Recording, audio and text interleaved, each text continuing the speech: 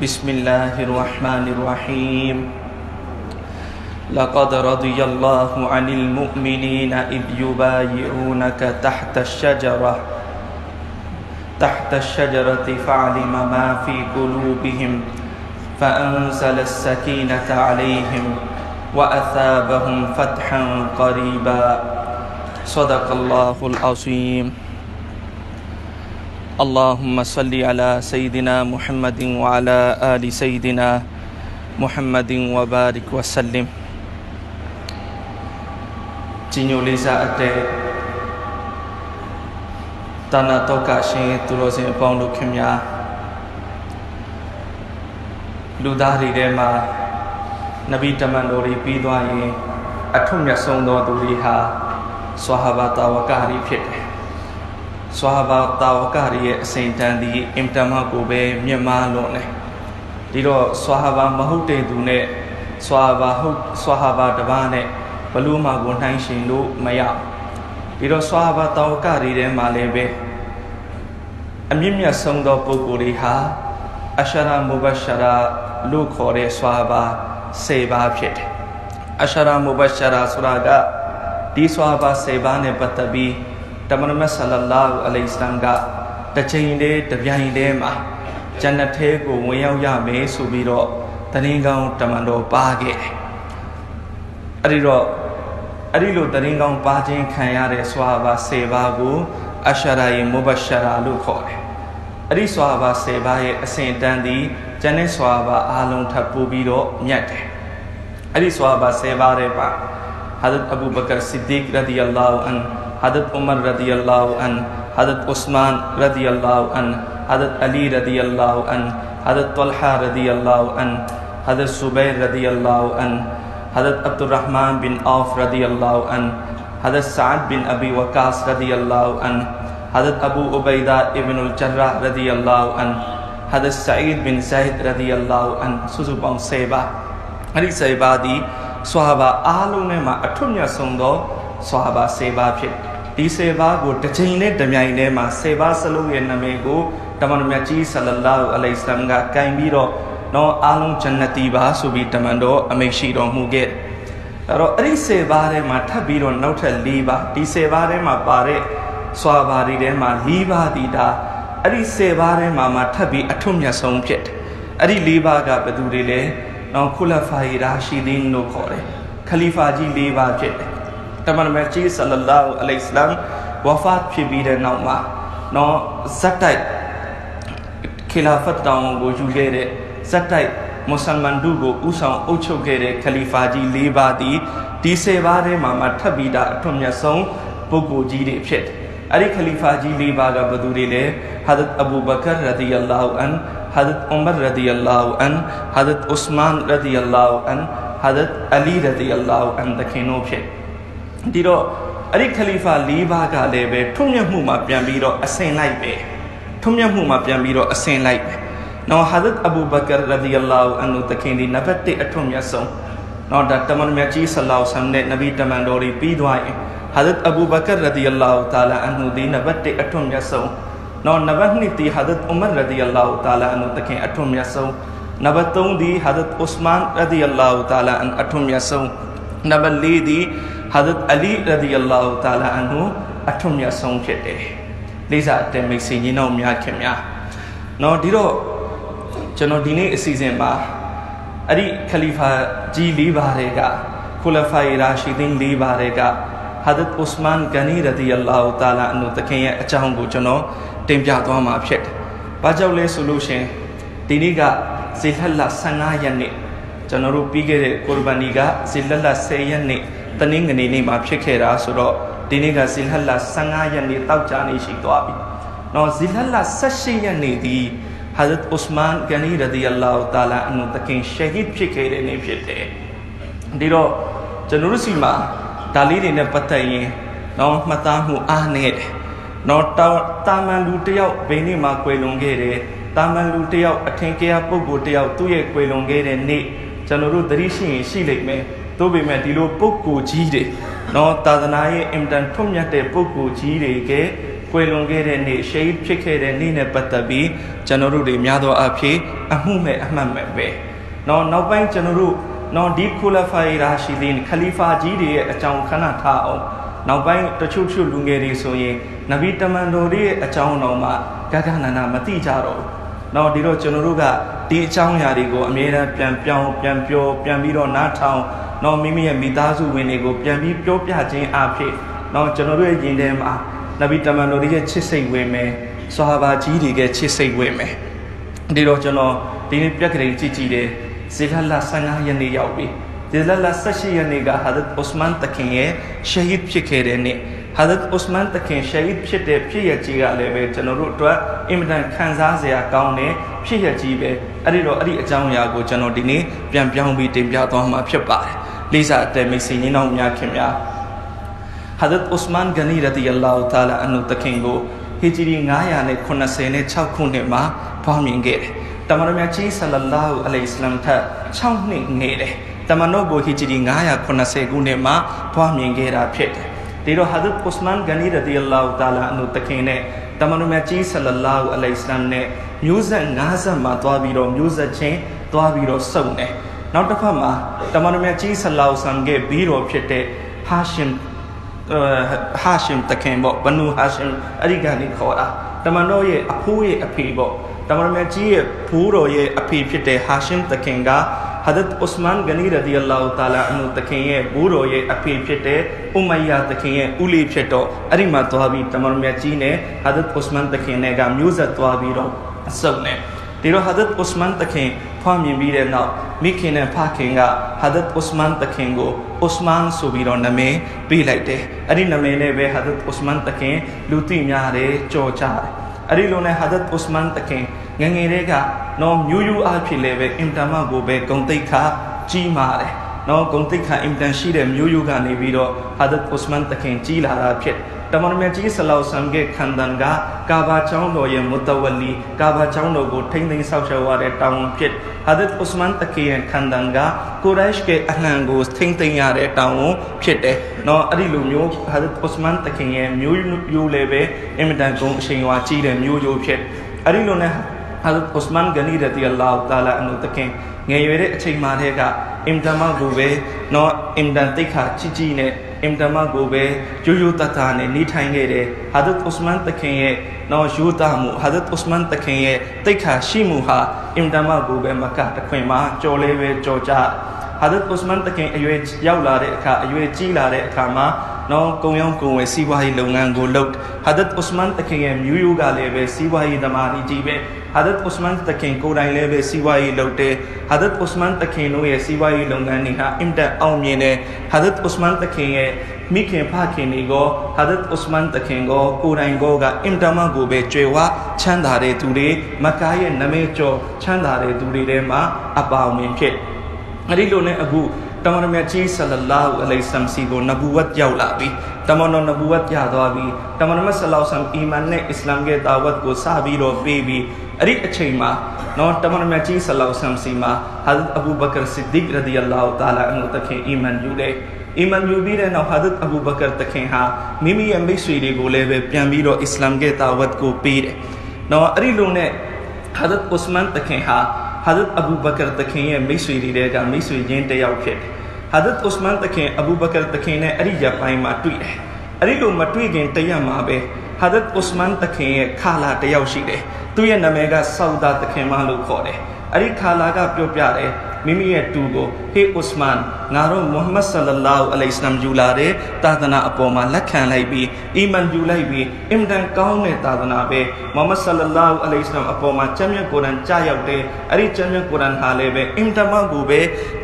ကောင်းမွန်လာတဲ့လမ်းညွှန်ချက်တွေပဲအဲ့ဒီအတွက်နေလည်းပဲအီမန်ယူတဲ့နဲ့ခါလာဖြစ်တဲ့သူကပထမနေတဲ့ကစီယုံထားအဲ့ဒီလိုနဲ့ဒုတိယနေ့ဥစမန်တခင်နဲ့အဘူဘကာဆစ်ဒီကတခင်နဲ့တွေ့တယ်အဘူဘကာဆစ်ဒီကတခင်ကလည်းတငယ်ချင်းကိုပြောပြတယ်အခုတမန်တော်မြတ်ကြီးဆလလာဟူအလိုင်ဟိဝါဆလမ်အစ္စလာမ်ရဲ့ဒါဝတ်ကိုပေးနေတယ်အီမန်ဘတ်ကိုဖိတ်ခေါ်နေတယ်ငါတို့အီမန်ယူပြီးသွားပြီအီမန်ဆိုတာဒါဖြစ်တယ် တငယ်ချင်းမင်းလည်းပဲအီမန်ယူတဲ့နဲ့ပြောပြတဲ့အခါကျတော့ဥစမန်တခင်ကတော့မနေ့ကငါအတော်ကလည်းပဲငါ့ကိုအီမန်ယူဖို့တိုက်တွန်းတယ်အဲ့ဒီလိုနဲ့ဥစမန်တခင်ကငါအီမန်ယူမယ်ကွာဆိုပြီးလက်ခံလိုက်တယ်ဟာဇတ်ဥစမန်တခင်ကိုအဘူဘကာတခင်ကတမန်တော်မြတ်ကြီးဆလ္လာလဟ်အလัยဟိဝါစလမ်စီကိုခေါ်သွားတယ်ဟာဇတ်ဥစမန်တခင်တမန်တော်မြတ်ကြီးဆလ္လာလဟ်အလိုင်ဝါဆလမ်စီရောက်လာတဲ့တမန်တော်ရဲ့လက်ပေါ်မှာဟာဇတ်ဥစမန်တခင်အီမန်ယူလိုက်တယ်ဒီတော့ဟာဇတ်ဥစမန်တခင်ဒီအစ္စလာမ်ရဲ့အစပိုင်းမှာတဲ့ကခဏဦးပိုင်းမှာတဲ့ကအစိုးဆုံးအီမန်ယူတဲ့သူတွေထဲမှာတပါးအပါဝင်ဖြစ်တယ်အဲ့ဒီလိုနဲ့ဟာဇတ်ဥစမန်တခင်အီမန်ယူပြီးတဲ့နောက်ဟာဇတ်ဥစမန်တခင်ရဲ့ကြကြဖြစ်တဲ့သူအဲ့ဒီကြကြကအစ္စလာမ်သာသနာကိုလက်မခံထားဘူးသူရဲ့နာမည်ဟကမ်ဘင်အဘူလ်အာစ်လို့ခေါ်တယ်ဟာဇတ်ဥစမန်တခင်ကိုခေါ်တယ်ကျိုးနဲ့ချီပြီးတော့ရိုက်နှက်တယ်မင်းဟာဘာဖြစ်လို့ငါတို့ဘိုးဘွားတွေကိုးကွယ်ခဲ့တဲ့သာသနာကိုစွန့်ပြီးတော့ဒီအစ္စလာမ်သာသနာကိုလက်ခံရတာလေဆိုပြီးကျိုးနဲ့ချီပြီးရိုက်နှက်တယ်တို့ပေမဲ့လည်းပဲဟာဇတ်ဥစမန်တခင်ဟာအီမန်အပေါ်မှာပဲယက်တည်တယ်လုံးဝအီမန်ကိုမစွန့်လွတ်ခဲ့ဒီတိုင်းပဲအဲ့ဒီအချိန်မှာကျန်တဲ့သူတွေကလည်းပဲအီမန်ယူထားတဲ့သူတွေကိုအင်တမကိုပဲခွဲခြားပြီးဆက်ဆံနေအနိုင်ကျင့်နေနှိပ်စက်တယ်နော်အဲ့ဒီမြင်ကွင်းနေအင်တမကိုပဲမြင်နေရတယ်အဲ့ဒီလိုဖြစ်ရတဲ့အင်တန်ဖြစ်နေတယ်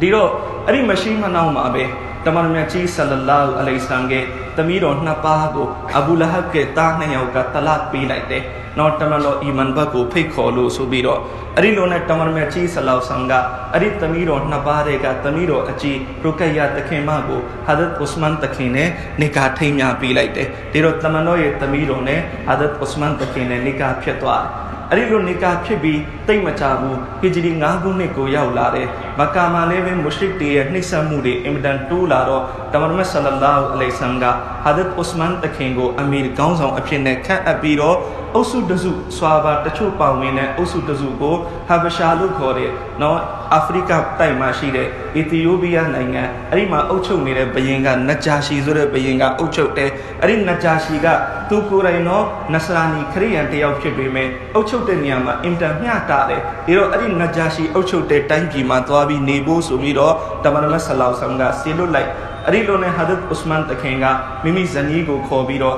နောက်ထပ်ဆွာဟာဘာတွေနဲ့အတူဟီဂျရတ်မတိုင်ခင်ပေါ့နဘူဝတ်တမန်တော်ဆလ္လာလဟ်အလိုင်ဝါဆလမ်နဘူဝတ်ရပြီးတဲ့နောက်9နှစ်မြောက်မှာနော်ဟာဇတ်ဥစမန်တခင်ကဟဘရှာဘတ်ကိုဟီဂျရတ်လုပ်ခဲ့တယ်နော်အဲ့ဒီလိုနဲ့ဟာဇတ်ဥစမန်တခင်ဟီဂျရတ်လုပ်သွားတယ်ဇနီးတွေကအဲ့ဒီအချိန်မှာကိုဝင်နဲ့နော်ဟဘရှာကိုရောက်သွားတယ်ရောက်ပြီးတော့3လပဲနေသေးတယ်တရင်တစ်ခုကြားရအဲ့ဒီတရင်ကဘာလဲဆိုရင်မက္ကာမှာရှိတဲ့ကောင်းဆောင်ပိုင်းတွေအားလုံးအီမန်ယူလိုက်ပြီးမက္ကာတစ်ခုလုံးမွတ်စလင်တွေဖြစ်သွားပြီဆိုတော့တရင်ကြားရတော့ဟာဇတ်ဥစမန်တခင်နဲ့ဆွာဟာဘာတွေအင်တန်ဝမ်းသာပြီးတော့ဒါဆိုရင်တို့လည်းပဲမက္ကာကိုပြန်တော့မယ်ဆိုပြီးတော့မက္ကာကိုပြန်ထွက်လာအဲ့ဒီလိုနဲ့မက္ကာအနားရောက်တော့သိလိုက်ရတယ်အဲ့ဒီတရင်ကအမှားကြီးပဲနော်ဒီတော့တို့ပေမဲ့လည်းပဲအခုကမက္ကာအနားရောက်နေပြီနော်ဟဘရှာကိုနောက်တစ်ချိန်ပြန်သွားဖို့ကလည်းပဲအခက်ပဲအဲ့ဒီလိုနဲ့မက္ကာမှာရှိတဲ့ကောင်းဆောင်တယောက်ကအကူအညီကိုယူပြီးမက္ကာတဲကိုပြန်ရင်လည်းဝင်ရောက်လာခဲ့အဲ့ဒီလိုနဲ့မက္ကာရောက်တော့မက္ကာမှာအခြေအနေတွေကငကူကထပ်တောင်ပူပြီးတော့ဆိုးနေတယ်အဲ့ဒီအခါတမန်တော်ကြီးဆလ္လာလဟ်အလိုင်ဝါဆလမ်ကနောက်ထပ်တစ်ချိန်ဆွာဘာပေါင်းအပါ100ပါဝင်တဲ့အုပ်စုတစုအဲ့ဒီအုပ်စုတစုကိုဟဘရှာကိုနောက်တစ်ချိန်ဟီဂျရတ်လုပ်ဖို့ဆိုပြီးတော့တမန်တော်ဆလ္လာလဟ်အလိုင်ဝါဆလမ်ပြန်ပြီးတော့လှုပ်ခဲ့ဒီတော့ဟာဇတ်ဥစမန်တခင်လည်းပဲအဲ့ဒီမှာနောက်မိမိရဲ့ဇနီးနဲ့အတူနောက်တစ်ချိန်ထပ်ပြီးတော့ဟီဂျရတ်လုပ်ခဲ့ဒီတော့တမန်တော်ကြီးဆလ္လာလဟ်အလိုင်ဝါဆလမ်အမိန့်ရှိတယ်တမန်တော်အီဘရာဟင်အလိုင်စလမ်နဲ့တမန်တော်လူတ်အလိုင်စလမ်ရဲ့နောက်ပိုင်းမှာမိမိရဲ့မိသားစုနဲ့အတူဟီဂျရတ်လုပ်တဲ့တတိယမြောက်ပုဂ္ဂိုလ်ဟာဟာဇတ်ဥစမန်ဂနီရဒီအလ္လာဟူတာလာအန်ဟူတခင်ပဲအဲ့ဒီလိုနဲ့ဟာဇတ်ဥစမန်တခင်ဟဘရှာမှာနေတယ်နေနဲ့အခုနော်နဘူဝတ်ရပြီးတဲ့နောက်တမန်တော်ကြီးဆလ္လာလဟ်အလိုင်ဝါဆလမ်နဘူဝတ်ရပြီးတဲ့နောက်73နှစ်မြောက်ကိုရောက်လာပြီအဲ့ဒီရောက်လာတဲ့အခါမှာမဒီနာကိုတမန်တော်ဟီဂျရတ်လုပ်ဖို့ရည်ရွယ်တယ်ဆိုတဲ့သတင်းကြတော့ဟာဇတ်ဥစမန်တခင်တို့လည်းပဲမက္ကာကိုပြန်ရောက်လာတယ်ပြန်ရောက်လာပြီးတော့တမန်တော်ကြီးဆလ္လာလဟ်အလိုင်ဝါဆလမ်နဲ့အတူမဒီနာရွှေမြို့တော်ကိုဟီဂျရတ်လုပ်ခဲ့ကြအဲ့ဒီလိုနဲ့ဟာဇတ်ဥစမန်ဂနီရဒီအလ္လာဟူတာလာအန်ဟူတခင်မဒီနာရွှေမြို့တော်ကိုရောက်လာတယ်မဒီနာမှာဟီဂျရတ်လုပ်ပြီးတော့နေထိုင်တယ်နော်ဟာဇတ်ဥစမန်တခင်ဘယ်နည်းတွေကအီမန်ယူလဲယူပြီးနောက်မိမိရဲ့ချမ်းသာမှုတွေကိုများသောအားဖြင့်ဒင်းအတွက်ပဲတုံးဆွဲခဲ့အခုတော့မဒီနာရောက်လာ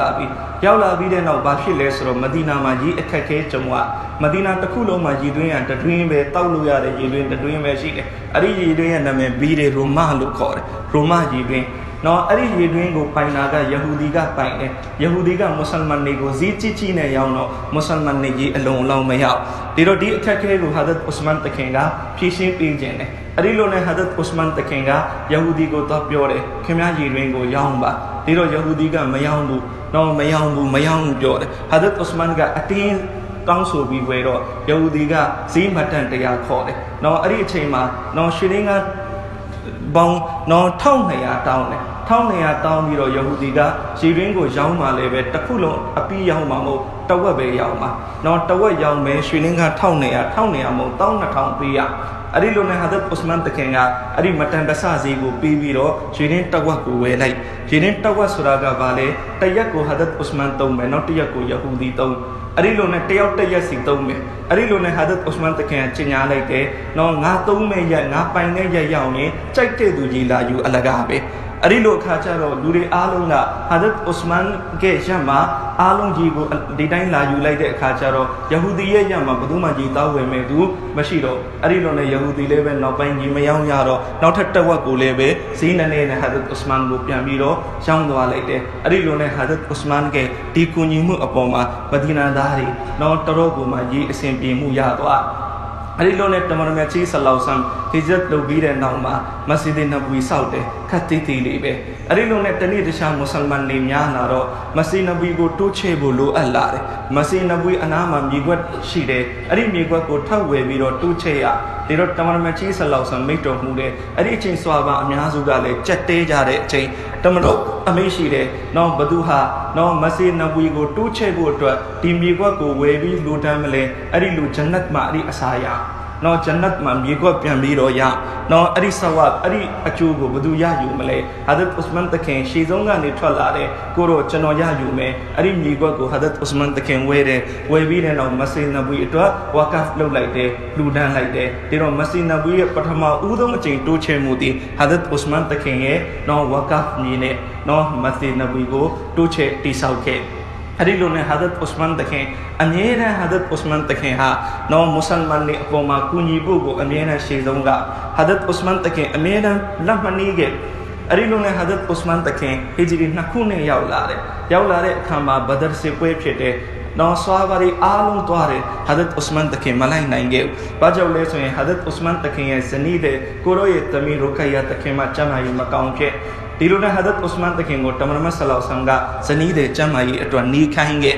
နော်တမန်တော်မြတ်ဆလောလ္လဟ်အလိုင်းဘဒရ်စစ်ပွဲမှာအောင်နိုင်ပြီးမဒီနာထဲကိုဘလို့ဝင်လာလဲဟိုဘက်မှာတမန်တော်မြတ်ကြီးဆလောလ္လဟ်အလိုင်းရဲ့သမီးတော်ဟာဒတ်ဥစမန်တခင်ရဲ့ဇနီးရိုခိုင်ယာတခင်မှာကွယ်လွန်သွားလို့တဖန်တော်မှုနေတယ်နော်တမန်တော်မြတ်ဆလောလ္လဟ်အလိုင်းရောက်ချင်းမှာအင်တန်ချီကွဲရတယ်ဟာဒတ်ဥစမန်တခင်နဲ့အင်တန်ဝမ်းနေအဲ့ဒီလိုနဲ့ရက်တချို့နေပြီးတော့တမန်တော်မြတ်ကြီးဆလောလ္လဟ်အလိုင်းရဲ့နောက်ထပ်သမီးတစ်ယောက်အွမ်မီကုလ်ဆူမ်ရဒီအလာဟူအန်ဟာတခင်မလို့ခေါ်တယ်အဲ့ဒီသမီးတော်ကိုတမန်တော်မြတ်ဆလောလ္လဟ်အလိုင်းဟာဒတ်ဥစမန်တခင်နဲ့ထပ်ပြီးတော့နိကာထိမ်းများပြီးခဲ့ဒီတော့တမန်တော်မြတ်ဆလောလ္လဟ်အလိုင်းရဲ့သမီးတော်နှစ်ပါးကိုနောက်တစ်ပါးကွယ်လွန်ပြီးနောက်ထပ်တစ်ပါးနဲ့ထပ်ပြီးဟာဒတ်ဥစမန်တခင်နိကာဖြစ်ခဲ့တော့သမီးတော်နှစ်ပါးကိုရခဲ့တဲ့သူဖြစ်တဲ့အပေါ်မှာဟာဒတ်ဥစမန်တခင်ရဲ့ဂုဏ်ပုဒ်ကိုဇွန်နူရိုင်းဆိုပြီးတော့ခေါ်တယ်ဇွန်နူရိုင်းရဲ့အတိတ်ပဲဒီနူနှစ်ပွင့်ပိုင်ရှင်ဆိုပြီးတော့အတိတ်ပဲရအဲ့ဒီလိုနဲ့ဟာဒတ်ဥစမန်တခင်ဟာနော်အဲ့ဒီနောက်ပိုင်းဟီဂျရီ3ခုနှစ်မှာဖြစ်တဲ့အိုဟ်စစ်ပွဲမှာလည်းပဲဟာဒတ်ဥစမန်တခင်ပေါဝင်ခဲ့တယ်ရွရွချွတ်ချွတ်ဝင်ရောက်ပြီးတော့တိုက်ခဲ့ခန်ဒတ်စစ်ပွဲမှာလည်းပဲပေါဝင်ခဲ့တယ်ဟာဒတ်ဥစမန်တခင်အဓိကနေရာမှာနေရာယူခဲ့အဲ့ဒီလိုနဲ့အဲ့ဒီနောက်ပိုင်းမှာဟူဒိုင်ဘီယာတမန်တော်မြတ်ကြီးဆလ္လာလ္လာဟူအလိုင်းဝါဆလမ်နဲ့ဆွာဟာဘာတွေအားလုံးဟာနော်အင်တမကိုပဲကာဘာကျောင်းတော်ကြီးကိုတတိယလို့နော်တကြိမ်တစ်ခေါက်လောက်ပြန်သွားပြီးကာဘာကိုကြည့်မယ်အွမ်ရာလုပ်မယ်ဆိုပြီးမက္ကာကမဒီနာကနေမက္ကာကိုထွက်လာမက္ကာရဲ့အနီးနားရောက်တဲ့အခါကျတော့နော်မက္ကာလေးကိုတိုက်ရိုက်မဝင်ဘဲနဲ့နော်မက္ကာလေးကိုတိုက်ရိုက်မဝင်ဘဲနဲ့တဦးတယောက်နဲ့ကိုယ်စလေနော်လွတ်ပြီးတော့အဲ့ဒီတဦးတယောက်နဲ့မက္ကာလူတွေကိုပြောခိုင်းမယ်အွမ်ရာလုပ်ဖို့လာပြီးရင်ချက်ချင်းပြန်မယ်ဘာမှပြဿနာမဖြစ်စေရဘူးအဲ့ဒီလိုနဲ့သွားပြီးပြောခိုင်းတယ်မက္ကာလူတွေလက်မခံလက်မခံမဲနဲ့မက္ကာလူတွေကတွာအစ်ဖ်ကကောင်းဆောင်ဥရဝါဘင်မစအူဒ်လို့ခေါ်တယ်နောက်ပိုင်းမှာအီမန်ရှင်ဖြစ်သွားတယ်အဲ့ဒီပုဂ္ဂိုလ်ကိုတမန်တော်မြတ်ဆလောလ္လဟ်အလိုင်းနဲ့ဆွေးနွေးဖို့ဆိုပြီးတော့လွှတ်လိုက်အဲ့ဒီပုဂ္ဂိုလ်ရောက်လာတယ်တမန်တော်မြတ်ဆလောလ္လဟ်အလိုင်းနဲ့တွေ့ပြီးတဲ့နောက်ပိုင်းသူမက္ကာကိုပြန်သွားတယ်မက္ကာကလူတွေကိုပြောပြတယ်နော်ငါတို့တွေထင်တယ်လို့တမန်တော်မြတ်ဆလောလ္လဟ်အလိုင်းအရင်ကနေမတူတော့နော်တစ်ချိန်လုံးကမက္ကာမှာတမန်တော်နေခဲ့တဲ့အချိန်နေနဲ့အခုနဲ့ဘာမှမဆိုင်တော့ အခုကတမန်မဆလောင်ဆမ်စီမှာနော်အချွေရံနေနောက်လိုက်တယ်အများကြီးဖြစ်သွားပြီနော်ငါဟာကိစ္စလိုဘယင်ကိုတွေးခဲ့ဘူးတယ်ကိစ္စရာလိုဘယင်ကိုတွေးခဲ့ဘူးတယ်နော်သူတို့နောက်လိုက်တယ်သူတို့ရဲ့ခေါင်းဆောင်ကိုချစ်မြတ်နိုးမှုဟာတမန်မဆလောင်ဆမ်ရဲ့နောက်လိုက်တယ်တမန်တော်ရဲ့အပေါ်မှာချစ်မြတ်နိုးမှုနဲ့ရှင်းလိုက်မယ်ဆိုရင်ဘာမှကိုမဆိုင်တမန်မဆလောင်ဆမ်ရဲ့ထွေးလိုက်တဲ့သွေးအောက်မကျသွားဘူးတယောက်ကလက်နဲ့အစင်သစ်ခံနေတယ်တမန်မဆလောင်ဆမ်လှုပ်လိုက်တဲ့ဝူဇူရဲ့အောက်မကျသွားဘူးတယောက်ကလက်နဲ့အစင်သစ်ခံနေတယ်အဲ့ဒီလောက်ကြီးကျယ်ခမ်းနားမှုမျိုးငါဘယ်ကောင်းဆောင်မှ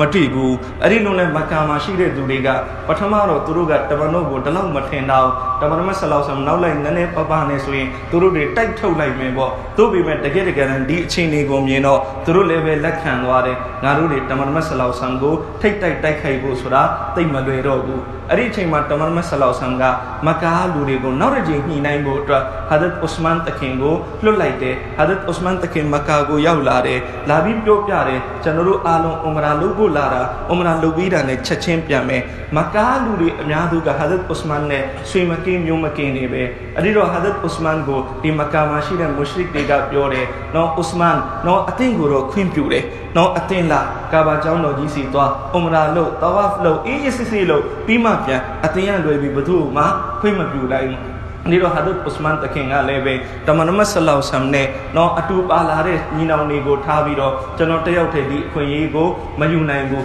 အဲ့ဒီလိုနဲ့ဟာဒတ်ဥစမန်တခင်လက်မခံဘူးသို့ပေမဲ့လည်းပဲမကာမှာရှိတဲ့မုရှရစ်တွေကသတင်းတစ်ခုဖြန့်လိုက်တဲ့ဟာဒတ်ဥစမန်ကိုငါတို့တတ်လိုက်ပြီးအဲ့ဒီလိုနဲ့အဲ့ဒီသတင်းတမန်တော်ဆလလာဟူအလိုင်စလမ်စီရောက်သွားတယ်တမန်တော်နဲ့ဆွာဘာတွေတော်တော်သားထွက်တယ်တော်တော်ခံစားရတယ်အဲ့ဒီလိုနဲ့အပင်တပင်ရဲ့အောက်မှာဘက်လှုပ်လိုက်တယ်နော်အကေဟာဒတ်ဥစမန်တခင်သာအသက်ခံရရင်ငါတို့ဟာရတဲ့လက်နက်ကိုဆွဲပြီးတော့မကာကိုတိုက်ခိုက်ပြီးမှပဲပြန်တော့မယ်အဲ့ဒီလိုပဲလှုပ်လိုက်တာကိုအလရှိမတ်တခင်အင်မတန်နှစ်သက်ပြီးတော့ကျွန်တော်အခုနအစမှာရွတ်ဖတ်လိုက်တဲ့အာယတ်လကဒရဒီယလာဟူအနီလ်မုအ်မီနီနာအစ်ယူဘာယီအူနကတဟ်တရှဂျရာအဲ့ဒီအာယတ်ကိုအလရှိမတ်တခင်ချပေးလိုက်တယ်ဒါဟာဟာဒတ်ဥစမန်တခင်နဲ့ဆက်ပြီးတော့ကြာလာတဲ့အာယတ်တော်ဖြစ်နော်ဒီလိုနဲ့နောက်ပိုင်းမှာဟူဒိုင်ဘီယာစာချုပ်ဆိုပြီးတော့ချုပ်ပြသွားအဲ့ဒီနောက်ပိုင်းမှာတမန်မကြီးဆလောက်ဆမ်နောက်တစ်ချိန်နော်မကာကိုလာပြီးအွမ်ရာလုပ်တယ်ဟာဒတ်ဥစမန်တခင်အတူတကွပါတယ်အဲ့နောက်ပိုင်းမှာမကာကိုအောင်နိုင်တယ်ဟာဒတ်ဥစမန်တခင်အတူတကွပါတယ်အဲ့ဒီနောက်ပိုင်းမှာဂဇဝိုင်ဟူနိုင်ဆိုတဲ့တာအစ်မှာစစ်ပွဲဖြစ်တယ်ဟူနိုင်စစ်ပွဲဟာဒတ်ဥစမန်တခင်အတူတကွပါတယ်အဲ့ဒီနောက်ပိုင်းမှာနော်တမန်မကြီးဆလောက်ဆမ်ဟီဂျရီ9ခုနှစ်မှာတဘုတ်စစ်ပွဲဖြစ်ကျွန်တော်ရမ်ဇန်လတုန်းကမဒါပလီမှာအဲ့ဒီတဘုတ်စစ်ပွဲရဲ့အကြောင်းအခြေတုံးဝင်ကျွန်တော်ပြောပြခဲ့ဘူးတဲ့အဲ့တော့တဘုတ်စစ်ပွဲကတော်တော်ဝေးလံတဲ့နေရာကိုသွားမှာတော်တော်လေးကိုမှဒီစစ်ပွဲသွားဖို့အတွက်နော်အင်တမ်မကဘူးပဲဇဟီစကလိုအပ်အဲ့ဒီအခါကျတော့တမန်မြတ်ကြီးဆလောက်ဆမ်ကနော်အားလုံးကိုချင်ညာတယ်ဒီခီးအတွက်အားလုံးလာပြီးတော့တတ်နိုင်တဲ့လောက်ပေါင်းဝင်ဟာဒတ်အဘူဘကာတခင်အိမ်မှာအလ္လာဟ်နဲ့အလ္လာဟ်ရဆူလ်ဘေးထားခဲ့ပြီးကျွန်တော်အားလုံးယူလာလိုက်တယ်ဟာဒတ်ဥမန်တခင်စီးတဲ့တဝက်ယူလာလိုက်ဟာဒတ်အဗ်ဒူရဟ်မန်ဘင်အောဖ်တခင်နော်ရွှေရင်းက4000ယူလာလိုက်တယ်နော်အဲ့ဒီလိုနဲ့ဟာဒတ်ဥစမန်တခင်ကအဲ့ဒီအချိန်မှာဘာလုပ်နေတာလဲဆိုတော့နော်ကုံရောင်းကုံဝယ်ကိစ္စတခုနဲ့ခရီးသွားဖို့ကလုံးအကောင့်200အပေါ်မှာကုန်ပစ္စည်းတွေအပြည့်တင်ပြီးတော့ဟာဒတ်ဥစမန်ကခရီးတခုထွက်ဖို့ပြင်ဆင်နေတာနော်ကလုံးအကောင့်200ပေါ်မှာပစ္စည်းတင်ပြီးအဲ့ဒီပစ္စည်းတွေနောက်တနေရာမှာသွားရောင်းဖို့တမန်မဆလောက်ဆမ်ဒီလိုချင်ညာတယ်ဆိုတဲ့သတင်းကြောင့်ဟာဒတ်ဥစမန်တခင်ကတဲ့ချက်ချင်းပဲဘာလုပ်လဲဆိုတော့အဲ့ဒီကလုံးအကောင့်200ပစ္စည်းအပြည့်ပါတဲ့ကလုံးအကောင့်200ကိုလာပြီးတော့တဘုတ်စစ်ပွဲအတွက်ဆိုပြီးလှူဒန်းလိုက်တဲ့အပြင်နဲ့နောက်ထပ်နော်ဒီငွေရင်းကဒီလောက်ထိလှူဒန်းလိုက်တယ်တဲ့ဒီခေတ်အလေးချိန်နဲ့တွက်မယ်ဆိုရင်ငွေရင်းကားပေါင်းနော်ဒီ30ကီလိုလောက်နဲ့ညီမျှနော်ကျွန်တော်တို့အပြင်မှာငွေတစ်ချက်သားဘယ်လောက်ပေါက်နော်30ကီလိုဆိုရင်ဒါနော်ကျွန်တော်တို့15ပိတ်တာ20နီးနီးရှိတယ်အဲ့ဒါထပ်ပြီးတော့လှူဒန်းတဲ့အပြင်နဲ့ဟာဒတ်ဥစမန်တခင်ကနော်ရွှေရင်းကားပေါင်း1000ထပ်ပြီးတော့လှူဒန်းတယ်အဲ့ဒီ1000ကလည်းပဲနော်ဒီခေတ်အလေးချိန်နဲ့တွက်မယ်ဆိုရင်နဲ့နော်ရွှေနော်ကီလို90နဲ့ညီမျှရွှေကီလို90ဆိုရင်နော်ဒါပိတ်တာနဲ့တွက်မယ်ဆိုရင်ကျွန်တော်တို့ဘယ်လောက်ရှိ နော်ရွှေကီလို90မဟုတ်ရွှေ9ကီလိုနဲ့ညီမျှရွှေ9ကီလိုဆိုရင်ပိတ်တာနဲ့တွက်မယ်ဆိုရင်3ပိတ်တာဝန်းကျင်လောက်ရှိတယ်ဟာဒတ်ဥစမန်တခင်အဲ့ဒီလောက်လူဒန်းတဲ့အပြင်ကိုနောက်ထပ်ကလအုပ်ပေါင်းအကောင်900နော်မြင်းပေါင်းအကောင်100ထပ်ပြီးတော့အလတ်လမ်းမှာလူဒန်းခဲ့တယ်ဟာဒတ်ဥစမန်တခင်ရဲ့လူဒန်းမှုအင်မတန်မှကိုပဲရက်ရောတင်အတွက်သာသနာအတွက်အဲ့ဒီလိုသုံးဆွဲခဲ့တယ်အဲ့ဒီလိုနဲ့ဟာဒတ်ဥစမန်တခင်ရဲ့အဲ့ဒီလူဒန်းမှုကိုကြည့်ပြီးဆာဟာဘာတွေအားလုံးလည်းအင်တန်အားကြတယ်နော်တမန်တော်မြတ်ကြီးဆလောဆမ်လည်းအင်တန်မှကိုပဲနှစ်သက်တဘောကြတယ်တမန်တော်ဒီလောက်ထိအမိတ်ရှိလိုက်တယ်နော်ဒီနောက်ပိုင်းမှာဒီအမလ်ကိုလုပ်ပြီးတဲ့နောက်ပိုင်းမှာဟာဒတ်ဥစမန်တခင်ကိုဘယ်အရာကမှနော်ထိခိုက်ဆုံးရှုံးအောင်ဖြစ်စီတော့မှာမဟုတ်ဘူးဆိုပြီးတော့တမန်တော်အမိတ်ရှိတော်မူခဲ့တယ်အဲ့ဒီလိုနဲ့နော်တမန်တော်မြတ်ကြီးဆလလာဟူအလိုင်ဆမ်ဝါဖတ်ဖြစ်သွားတဲ့ဟီဂျရီ10ခုနှစ်မှာ10ခုနှစ်ပြီးသွားတဲ့အခါမှာတမန်တော်မြတ်ကြီးဆလောဆမ်ဝါဖတ်ဖြစ်ပြီးတော့ဟာဒတ်အဘူဘကာတခင်အုပ်ချုပ်တယ်ပြီးတဲ့အခါမှာနော်ဟာဒတ်အဘူဘကာတခင်ရဲ့2နှစ်တာအုပ်ချုပ်ပြီးတဲ့နောက်ဟာဒတ်ဥမာတခင်10နှစ်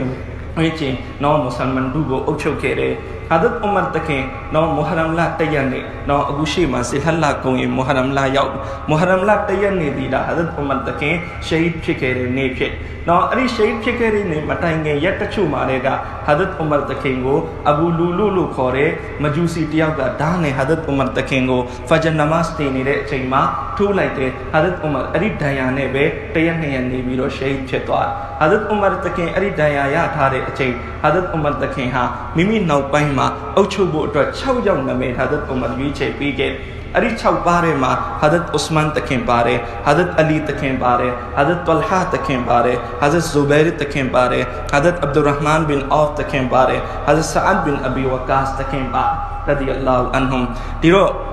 ဒီ6ပါးနာမည်ဟာဒတ်ဥမာတခင်ရွေးပေးခဲ့တဲ့အဲ့ဒီ6ပါးတွေကတဘာဘာငါနောက်ပိုင်းမှာနော်အမီရုလ်မူမီနင်အဖြစ်နဲ့ဆက်ပြီးတောင်းယူအဲ့ဒီလိုနဲ့ဟာဒတ်ဥမာတခင်ဝါဖတ်ဖြစ်သွားတယ်ရှဟီဒ်ဖြစ်သွားတယ်ဖြစ်ပြီးတဲ့နောက်ရက်တချို့မရှဝရာဖြစ်တယ်ဖြစ်ပြီးတဲ့နောက်အားလုံးကနော်အစ္စလာမ်ရဲ့နော်အင်ပါယာကိုအုပ်ချုပ်ဖို့တတိယမြောက်ခလီဖာအဖြစ်နဲ့ဟာဒတ်ဥစမန်ဂနီရဒီအလ္လာဟူတာလာအန်ဟူတခင်ကိုရွေးချယ်ပြီးတော့တင်လိုက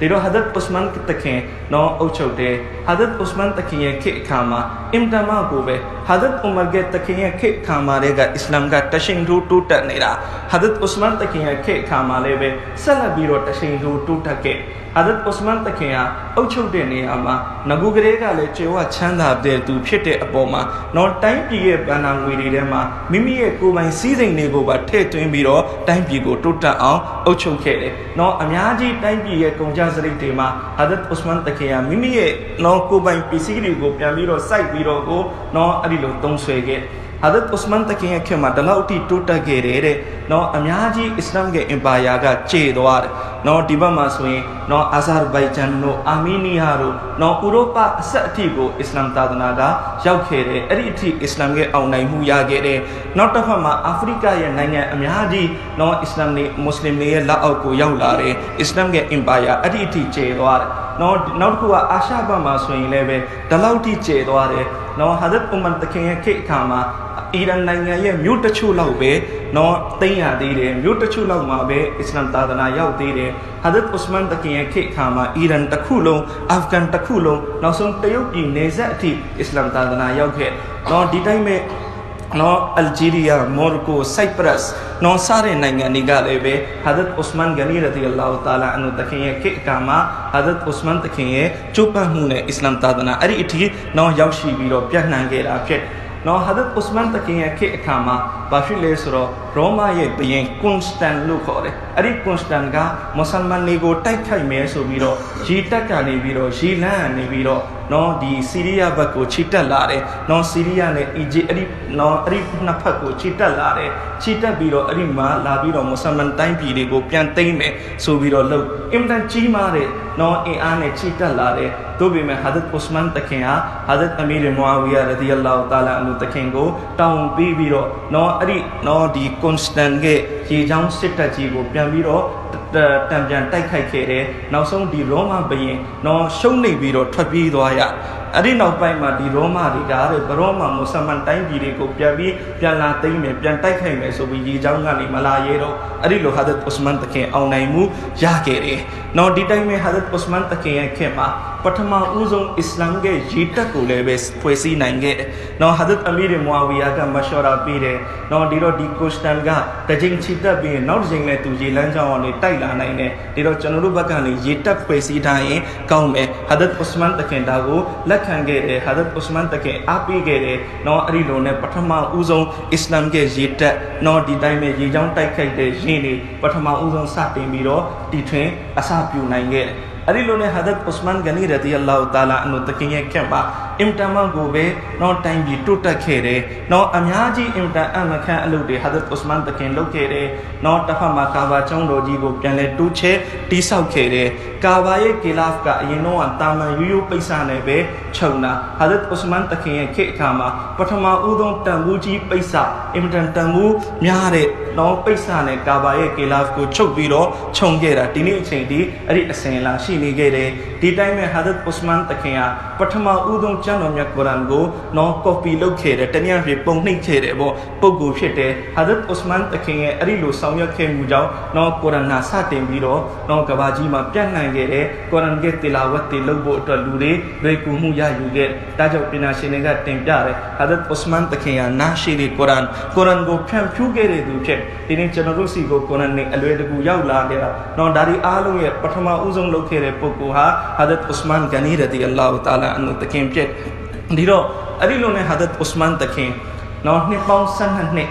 नीनी नौ अमीरुल मोमिनीन अफिने ताऊ जू औचोके हज़रत उस्मान तकिए असाबाई नो इम्दा ई चांगे नौपाई में हज़रत उस्मान तकिए के मत शिंदू टूटा नीरे का चारो यहूदी सुरा का अमीरा नौ मुसलमान ने को बलू नक्शा मले मुसलमान ने को बलू डोका पिया मले तागो चंजी नीरे तिरो यहूदी रे का सेना रे मुसलमान ने हाथ लाउ ए आची दो अभी मुसलमान ने को प्यामीरो ngaro टाइप खाइबो मलवेरो मफी नहीं नो तिरो ngaro दिलो पोंगन सीजे गांव में नौ ngaro मुसलमान ने अटुने गो वे में ngaro मुसलमान ने अफिने हांसाओ में मुसलमान ने को फ्यू क्वेम अरी लो ने अब्दुल्लाह बिन सबा लो खोरे दुटिया को टीके सा तो उसाउंबी नौ लो लाइक दुगा मुस्लिम अफिने नौ इस्लाम ने को wen bi yauk la lonwa मुस्लिम तयाव पोंगा टाइम में नी टाइम मीरो दुगा नौ औसु फेरे नौ अरी औसु फेरे मा दुगा दिलो नौ सगलो ने को तू प्योरे तमन सल्लल्लाहु अलैहि वसल्लम के मिताजु ने वेने को बलु चिम्या नोआ में तमन ये मिताजु वेने दा बलाउ ठोम्याते तिरो अबू बकर तखे उमर तखे उस्मान तखे नोहा ताहा मिताजु वे महु बेने मटिया तखे नौ खिलाफत के नियारी को जुठारा फिटे नौ तुरो खिलाफत तिया दा मपाइने औचो मुरे फिटे तिरो ngaro dia उस्मान तखे को फ्युचाया में अरी नियामा ngaro तमनो ये मिताजु वे नेगा पोगु को बे तनिया के अली तखे को बे असाठुआ में सारे सियो मुरे लो बीरो अम्याजी औसु दजु को सुसांग लाई टी टाइम में अते ईमान युलारे टाइम पीरे ने हज़रत उस्मान तके जा रहे मा अथे में ने लोए और नीम्यों ने सांगयत अरी लो ने अरी मा प्यतनारी का दसा चीं ने नौसों हज़रत उस्मान तके औचोटे नौसों ने को याउला अरी ने अगुलो काला सिलहल्ला को याउला भी नौ तुरुगा अचिंग था गांव सांग ने अगुलो सिलहल्ला का बाफिले सरो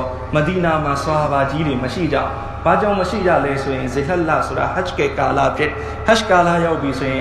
अलो ये हज लो बो मक्का को याव ने जा नौ अरी छिन्यो को तुरो नौ अखिं गांव जुलाई क्यूबीरो इंटमा को वे न्या प्यारे उसुजी का मदीना को छीटा ला रे हज़रत उस्मान तखेंगो पोंकांबू सुबीरो अरी लो ने छीटा ला बीरो तुरो का मदीना ये नया अनामा तुरो नया जुलाई दे नौ सुन तुरो जी टका मदीना मा नी ठाइने न्यूदु न्यूदारी ये जी टठा को पोबीरो न्या नी रे अरी लो ने तुरो नासों में बालू ले सुरो हज़रत उस्मान तखे चुमानी तने मा चुमा नमाज पढ़ो सुबीरो हज़रत उस्मान तखे नौ मेंबर को वोटा ला रे अच्छे माँ नौ तुरो उसूरे पीऊँ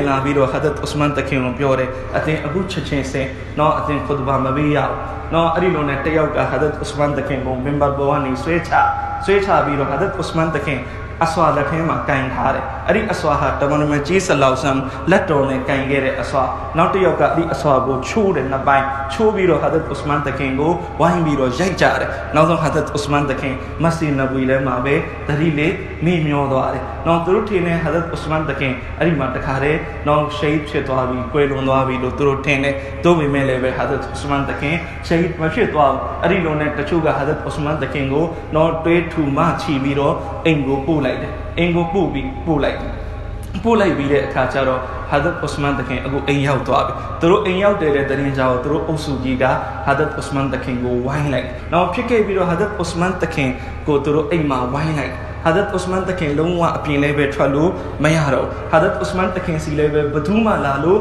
မရအောင်အင်တမ်များပြတဲ့အုပ်စုကြီးကဟာဒတ်ဥစမန်တခင်ကိုဝိုင်းလိုက်ဘလောက်တောင်မှဝိုင်းလိုက်လဲဆိုလို့ရှိရင်ရပ်ပေါင်း40ကြာသွားတယ်ဝိုင်းလိုက်တာဟာဒတ်ဥစမန်တခင်ရဲ့အိမ်ကိုရေတောင်မှပို့လို့မရအောင်အစားတောက်တောင်မှပို့လို့မရအောင်ရပ်ပေါင်း40ဟာဒတ်ဥစမန်တခင်နဲ့ဇနီးတွေဟာအိမ်ထဲမှာမစားပဲမတောက်ပဲနဲ့နေရတယ်သူတို့တွေကဒါပဲတောင်းဆိုနေတယ်ဟေးဥစမန်နော်အတင်ခီလာဖတ်ကနေနှုတ်ထွက်ပေးပါအတင်ခီလာဖတ်ကိုဆွတ်လွတ်ပေးပါဟာဒတ်ဥစမန်တခင်ကသူတို့ကိုပြန်ပြောတယ်တမန်တော်ဆလလာဟူအလိုင်ဆမ်တရှိတင်ရှားရှိတဲ့အချိန်တမန်တော်အမိရှိတဲ့ဟိုဥစမန်အင်နလာဟာမုကမ်မီဆူကအတင်ကိုအလ္လာရှိမတ်တခင်ကခီလာဖတ်ကဝိယုံကိုခြုံပေးလိမ့်မယ်ကမီဆန်အဲ့ဒီခီလာဖတ်ကဝိယုံကိုခြုံပေးလိမ့်မယ်ဖလာတခလာအဟူအဲ့ဒီခီလာဖတ်ကဝိယုံကိုအတင်ဘရောမှာမစွန့်လို့ရဘူးဘေးအချိန်တွေမှာမစွန့်လို့ရဘူးအဲ့ဒီလိုတမန်တော်မှားခဲ့တယ်သူတို့ကို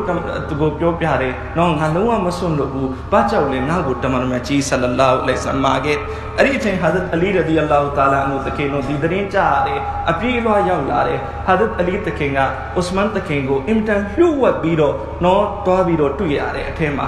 တွေ့တဲ့အချိန်မှာဟာဒတ်အလီတခင်ကဥစမန်တခင်ကိုမရှဝရာပေးတယ်နော်ဥစမန်နော်အတင်းစစ်တပ်ကအတင်းလက်ထဲမှာပဲအတင်းအမိန့်နာခံမှုအစင်သစ်ပဲအတင်းပြင်းနေအသီးသီးမှရှိတဲ့စစ်တပ်တွေကိုစာတစောင်ပဲရေးလိုက်မဒီနာမှာငါ့ကိုလာဝိုင်းထားတဲ့သူတွေအကုန်လုံးကိုတပ်ပစ်လိုက်ဆိုရင်အကုန်ရောက်လာပြီးဒီလူတွေကိုချေမှုန်းလိုက်လိမ့်မယ်အဲ့ဒီအခါဟာဒတ်ဥစမန်တခင်ကပြန်ပြီးတော့အဖြေပေးတယ်နော်တမန်တော်မြတ်ကြီးဆလောဆမ်ဒီလိုမိန့်မှာခဲ့တယ်အင်နကစတုဘတလာအတင်းစီကိုအင်မတန်ကြီးမားတဲ့စတမှုကြီးရောက်လာလိမ့်မယ်ဖလာတူကာတလန်နာအဲ့ဒီအချိန်မှာအတင်းတိုက်ခိုက်မှုနော်တပ်ဖြတ်မှုကိုအတင်းလုံးဝမလုံးနဲ့လို့မှာခဲ့တယ်နောက်ဆုံးသူတို့ငါ့ကိုတိုက်ရင်တတ်သွားပါသေးငါသူတို့ကိုတော့ပြန်ပြီးတော့မတိုက်ခိုက်ဘူးငါပြန်တိုက်ခိုက်မယ်ဆိုရင်မဒီနာတမန်တော်မြတ်ကြီးဆလောဆမ်ရဲ့ရွှေမြို့တော်မှာသွေးချောင်းစီမယ်တမန်တော်ရဲ့ရွှေမြို့တော်မှာသွေးတဆက်ကြမယ်အလုံးငါမလုပ်ချင်ဘူးဆိုပြီးဟာဒတ်ဥစမန်တခင်အဲ့ဒါကိုလည်းပဲညင်းလိုက်အဲ့ဒီလိုနဲ့ရပ်ပေါင်း40ကြာသွားတယ်ဟာဒတ်ဥစမန်တခင်ကိုအဲ့ဒီလိုဝိုင်းထားတယ်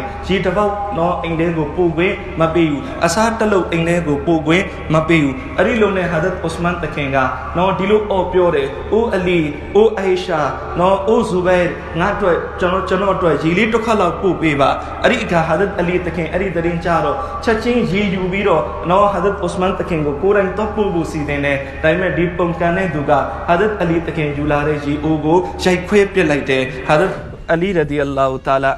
အန်ဟူတခင်ကနော်အဲ့ဒီလိုလေဖြစ်တဲ့အခါကျတော့ဟာဒတ်အလီတခင်ကမိမိရဲ့ပါဂရီကိုချွတ်ပြီးတော့ဟာဒတ်ဥစမန်အင်ကိုရောက်တဲ့ဒီလှမ်းပြီးတော့ပြစ်ပေးလိုက်တယ်ဆိုလိုတာကနော်မိမိစူးစမ်းနေတယ်ဒါပေမဲ့သူတို့တွေအားလုံးကအထက်ကိုရေရောက်အောင်ပို့ခွင့်မပေးဘူးဆိုပြီးတော့အဲ့ဒီလိုနဲ့ဟာဒတ်ဥစမန်တခင်တော်လေးပဲခံစားရတော်လေးပဲနော်ရက်တွေကြာလာတဲ့အခါကျတော့တော်လေးအခက်အခဲဖြစ်လာပြီးနေရတိုင်ရတာအဲ့ဒီအခါဟာဒတ်ဥစမန်တခင်တရက်ပါလို့လဲဆိုတော့အင်္ဂဂရင်းပေါက်ကိုဖွင့်နော်အပြင်မှာဒီပုံကန်တဲ့သူတွေအားလုံးဝိုင်းနေကြဟာဒတ်ဥစမန်တခင်သူတို့တွေအားလုံးကိုမေးတယ်အတင်းတို့နားထောင်နော်တစ်ချိန်တစ်ခါကတမန်တော်မြတ်ကြီးဆလောဆမ်မဒီနာကိုဟီဂျရတ်လုပ်လာတယ်ဆွာဟာဘာတွေအများကြီးပါလာတယ်မဒီနာမှာမွတ်ဆလမန်တွေရှိတယ်အင်မတန်ရေအခက်ခဲရောက်နေတယ်အဲ့ဒီအချိန်ရေအားလုံးအစဉ်ပြေသွားအောင်ရေတွင်းလှူခဲ့တဲ့သူကဘယ်သူလဲအတင်းတို့သိကြလားအားလုံးကအဖြစ်ပေးတယ်ဝလ္လာအန်တာအလ္လာဟ်ရဲ့ကဆမ်အရာအတင်းပဲနော်ထပ်ပြီးတော့သူတို့တမန်ဟာဒတ်ဥစမန်တခင်ပြောတယ်တမန်တော်မြတ်ကြီးဆလောဆမ်တဘုတ်စစ်ပွဲအတွက်နော်တမန်တော်မြတ်ဆလောဆမ်အလူခံတယ်အဲ့ဒီအချိန်တဘုတ်စစ်ပွဲအတွက်ကလော upon account Koya, no Mimbo account Taya, Shui Naki Labi Pilate Alusia, Budule Surago, Atino Tijala, Alunga Pipire, Wallahi Anta, Alaya Kasam, Ateme, no Dimasi Nabugo Tabi, Tuchebu, Nigoku, we Pilate Duga, Budule Atino Tijala, Alunga, Alaya Kasam, Dalebe Timelo Kera, Titime Chamia Kurango, no Nia Anango, Puge, Biro, Chamia Kurango, Kopilo Biro, Pampuge Duga, Budule Tijala, Wallahi Anta, Alunga Pipire, O Usman, Aralebe Ateme, Lokera, Hadat Usman the Kimire, Atino Gungo, Balucha, Alua Piore, Atin Khilafat Kumasulu, Tacha, Hadat Usman the Kia Piore, Islam Tadana Lutiao, Tabu Atra, no a chain Tongu mother, Pibu Tare, Takua Vales in Lutioka, no Lutiao, Tatare, no Tatare, a Pichulon time to go Pianta Quinshide, Usman the Kim Piore,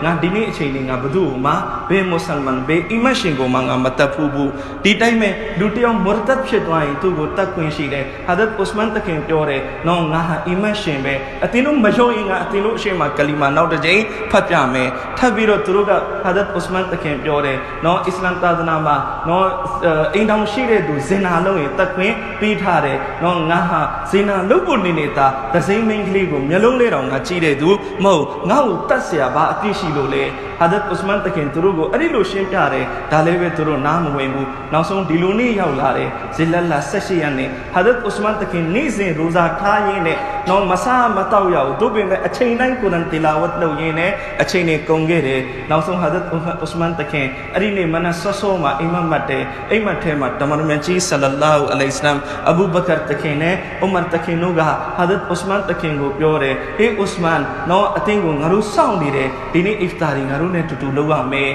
Hadat Usman the King Iaga Nuros and Ide go Pure, no Dini Hanga, Shape Shime, Nive Chilime, Pajale, Imatema, Naye, Nandorine, Tamarmanchi, Salau Sangago, soundire, Adine Mabe, Hadat Usman the King, Chamia Korango, Pandire, no Tapara, no Sura Bakara, Tapara, now so Minago, Hadat Usman, Tilawat Lonire, Arilu Tilawat Lonire, Chema, no Eye, now Paukani Viro, no the Osuri, Aterego, Wenare, Tane Lotare, Lana Takune, Hadat Usman the King, Congo, Anaukani, no Congo, no the Lanane, no to take highlighted, Hadat Usman the King, Arinia Mabe, Shape Chetware, Hadat Usman the King, Zanidega, no Lare Durigo, Hadat Usman the King, Malupane, so be Lane Lankare, no Diro Datakua, Hadat Usman the King, Zanie, Lako, Arilu. Pambi doare, Hadat Usman the King is Zani, Lachauni, Arilu Piacha doare, Hadat Usman the King is Zani, Na Ila the Kemalu, Kore, Arilu Bunga Mune, Hadat Usman the Kingo, no Diluria, Shahid Lolai, Hadat Usman the King, Shahid Chatware, Nayatiti, Hadat Usman the King, Lashko, Tolu Maya,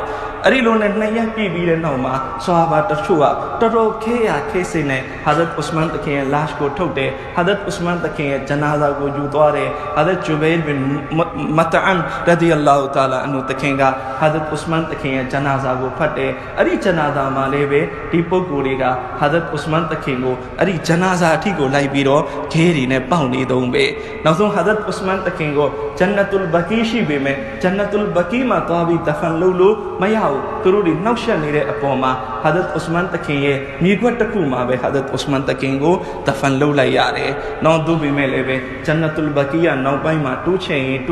ne Ari Hadat Usman the King go the fan lote neaba, Aguso in Jannatul Baqi at Winego, Yautaro, Dini Haji, Jannatul Baqi go to Abi Ziarat Lowe, Jannatul Baqi, who at Winema, Hadat Usman the King, Gabargo, Mimi Sushema, Titi Chachago, Pineare, Dilone Hadat Usman Ganira the Allah Tala Nutake, Zilala Sashi Anema, Shahid Chikere, no Daha, Janarutra, no Matazia, Hadat Usman the King, Palauti Tadana, Chupangere, Hadat Usman the King, Palauti, no di Sutwane, Ture, Swalimni, Kafin Mushrik Tige, no Jayas Tapshamugo, Kange Ale Sura, no Daha, Zilala Sashi Ane, Hadat Usman Ganira the Allah Tala Nutake, Shape Chikere, Nip Chete Apoma, no Dian and Nila Retra, Jono di Chaunyali go, Piampiang Omi Yene, Tibiatin Shabare, Alashimat the King, General Alung Nalong Darema, Navita Mandori, Sohavari, Chite, K only young in a Taupi Chimet of Humbadi, Amin, Wa Akiru Dawana, and Alhamdulillah, Hiropila.